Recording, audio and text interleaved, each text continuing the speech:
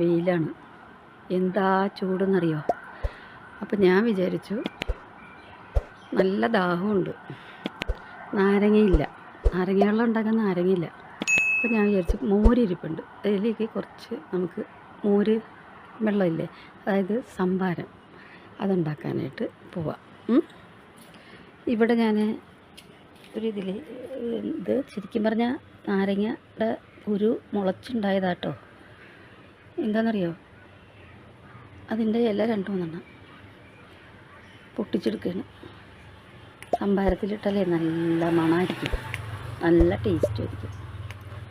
കാര്യം എന്താണെന്ന് വെച്ചാൽ, ഇതിപ്പം എല്ലാവരും ചിലയിടത്തൊന്നും ഉണ്ടാവില്ല, ഉള്ളവരെടുത്താൽ മതി കേട്ടോ. പിന്നെ കറിവേപ്പില, അത് വേറെ മരമുണ്ട്, പക്ഷേ ഇവിടെ ഇത് 2 തൈ മുളച്ച് വന്നതാണ്. കറിവേപ്പില എടുത്ത് കറിവേപ്പില, നാരങ്ങയുടെ ഇല. എന്താ ഇത്രയുമാണ് നമ്മൾ സംഭാരം ഉണ്ടാക്കാനുള്ള ഇത് കേട്ടോ. ഇതൊക്കെ കൂടുതൽ വേണമെങ്കിലും ഇടാം.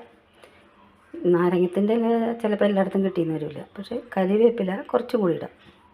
ഇതിപ്പോൾ ഞാൻ ഒരു ഗ്ലാസ്സിനുള്ളത് എടുത്ത് കാണിച്ചിരിക്കുകയാണ്. 1 ഗ്ലാസ് അല്ല, 2 ഗ്ലാസ്സിന്. സംഭാരം എന്ന് പറഞ്ഞത് എല്ലാവർക്കും ഉണ്ടാക്കാൻ അറിയാം, ഒരുമാതിരിപ്പെട്ട എല്ലാവർക്കും അറിയാം. പക്ഷെ എന്നാലും ഞാൻ പറയണത് ഇപ്പോൾ ഉള്ള കുട്ടികളുടെ കാര്യമാണ്. ന്യൂ ജനറേഷൻ കുട്ടികൾ, അവർക്ക് ചിലപ്പോൾ ഇതൊന്നും അറിഞ്ഞെന്ന് വരില്ല. അപ്പോൾ അവരും അതൊക്കെ പഠിച്ചു വയ്ക്കണമല്ലോ, അതിന് വേണ്ടിയിട്ടാട്ടോ. പച്ചമുളക് ഇത്രയും ഇട്ടിട്ട് നമ്മളൊരു മിക്സിയുടെ ജാറിലിട്ടിട്ട്, ഈ ഇഞ്ചി കഷ്ണാക്കി വേഗം അരഞ്ഞു കിട്ടും. അപ്പം ജാറിലിട്ടിട്ട് ഇതുപോലെ അരച്ചെടുക്കുക. കണ്ടല്ലോ, ഇതുപോലെ ഒന്ന് അരച്ചെടുത്തു. ഇത് നമ്മൾ ഇഞ്ചി, ചെറിയ ഉള്ളി, 2 പച്ചമുളക്, നാരകത്തിൻ്റെ ഇല, കറിവേപ്പില, ഇത്രയും അരച്ചെടുത്തതാണ് ഇത് സംഭാരം ഉണ്ടാക്കാൻ. പക്ഷേ ഇഞ്ചി അരഞ്ഞില്ല. അപ്പോൾ ഇഞ്ചി ഒന്നും കൂടി കട്ട് ചെയ്തിട്ട് ഒന്നും കൂടി കറക്കിയെടുക്കണം. ഇത് നാടൻ തൈരാണ് കേട്ടോ. ഇതിന് ഞാനിതാ ഈ ജാറിലേക്ക് ഒഴിച്ചു. ഇതിൽ ലേശം ഒഴിച്ചിട്ടാണ് അരച്ചെടുത്തത്. കുപ്പിയിൽ നമ്മൾ തൈരൊക്കെ ഒഴിച്ച് വയ്ക്കാൻ പാടുള്ളൂ, പ്ലാസ്റ്റിക് പാത്രത്തിൽ ഒഴിക്കാൻ പാടില്ല. ഇതിൽ കുറച്ച് തൈര് ഒഴിച്ചിട്ടാണ് ഇത് അരച്ചെടുത്തത്. പിന്നെ ഇതിലൊഴിച്ചത് ജാറിൽ ഒഴിച്ചേക്കുന്നത് എന്തെന്ന് വെച്ചാൽ, അത് ഒന്നിങ്ങനെ ഒരു സെക്കൻഡ് ഒന്ന് ക്രഷ് ചെയ്യുക. കാരണം മിക്സിയിൽ വെച്ചിട്ട്, അപ്പോൾ നമുക്ക് ഇതിൻ്റെ കട്ടയൊക്കെ ഉടഞ്ഞ് നല്ല ലൂസായിട്ട് കിട്ടും. അതിന് വേണ്ടിയിട്ടാണ് ഇങ്ങനെ ചെയ്യണത് കേട്ടോ. കണ്ട, ഇത്രയാണ് ഇതിൻ്റെ സംഭവങ്ങൾ. ഇനി നമ്മളത് മിക്സിയിലൊന്ന് ഇതാക്കിയെടുത്തു. കണ്ട, ഈ പാത്രത്തിലേക്ക് ഇതിങ്ങനെ ഒഴിക്കുക. നല്ല ലൂസായിട്ട് കിട്ടി, പാല് പോലെ. ഒഴിച്ചതിന് ശേഷം ഈ 1 ഗ്ലാസ് വെള്ളം, കണ്ടോ, 1 ഗ്ലാസ് വെള്ളം, ഇതിന് 1 ഗ്ലാസ് വെള്ളം.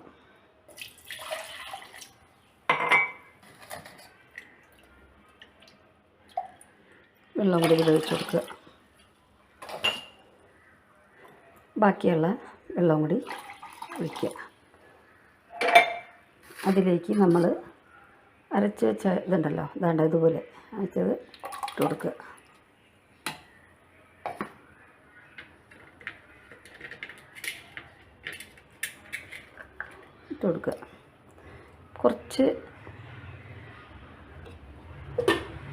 കുറച്ച് ഉപ്പും കൂടി ഇട്ട് കൊടുക്കണം. ഉപ്പ് ആവശ്യത്തിന്. ഞാൻ കൈ കൊണ്ടാണ് എടുക്കുന്നത്, എല്ലാവരും സ്പൂൺ കൊണ്ടൊക്കെ എടുത്താൽ മതി. ഞാൻ കൈ കൊണ്ടെടുക്കണം കേട്ടോ. ഇത്രയ്ക്ക് ഉപ്പ്, നല്ല പുളിയുള്ള തൈരാണെങ്കിൽ ഇത്രയ്ക്കുള്ള ഉപ്പ് ഇട്ട് കൊടുക്കുക. എന്നിട്ട് എന്താ ചെയ്യേണ്ടത്? നമ്മളിതൊന്ന് മിക്സ് ചെയ്യണം. ഇങ്ങനെ നല്ല പോലെ ഒന്ന് മിക്സ് ചെയ്യുക. ആ ഉപ്പൊന്ന് കലങ്ങണത് വരെ ഒരു 2 പ്രാവശ്യം മിക്സ് ചെയ്ത് കഴിഞ്ഞാൽ സംഭാരം റെഡിയായി. സംഭാരം മതിയായി. നമുക്കിത് ഈ ഗ്ലാസ്സിലേക്ക് പകരാം. പിന്നെയെന്ന് പറഞ്ഞിട്ടുണ്ടെങ്കിൽ ഇത് ഞാൻ മിക്സിയിൽ അരച്ചപ്പോൾ രണ്ടാമത് ഇഞ്ചി ചതയാത്തതുകൊണ്ട് അരച്ചപ്പോൾ ഇത് ഇത്രയും അരഞ്ഞു പോയി. പക്ഷേ അരഞ്ഞില്ലെങ്കിലും കുഴപ്പമില്ല. ആ ഉള്ളിയൊക്കെ നമ്മൾ സംഭാരം കുടിക്കുമ്പോൾ ഇങ്ങനെ ചവയ്ക്കുന്നത് നല്ലൊരു ടേസ്റ്റ് കേട്ടോ. ഇതിങ്ങനെ കണ്ടോ, ഇങ്ങനെ ഒഴിച്ച് വയ്ക്കുക. അതിൽ വേണമെങ്കിൽ 2 കറിവേപ്പില. ഇതൊക്കെ നമ്മൾ ഇങ്ങനെ ഒരു ഭംഗിക്ക് വേണ്ടി വയ്ക്കുന്നതാ. ഇതൊക്കെ നമ്മൾ കഴിക്കുമ്പോൾ എടുത്ത് കളയാം.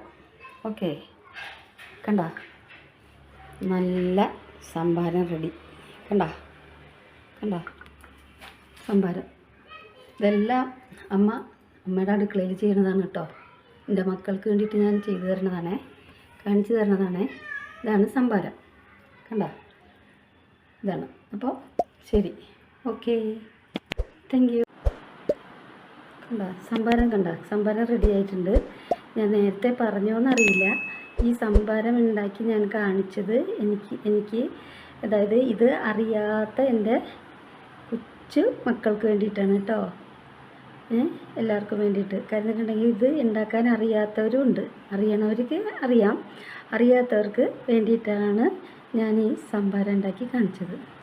എന്താ ചൂട്, കൊളസ്ട്രോളിനും എല്ലാത്തിനും നല്ലതാ. നല്ല ഒരു ദാഹശമനിയും കൂടിയാണ് സംഭാരം.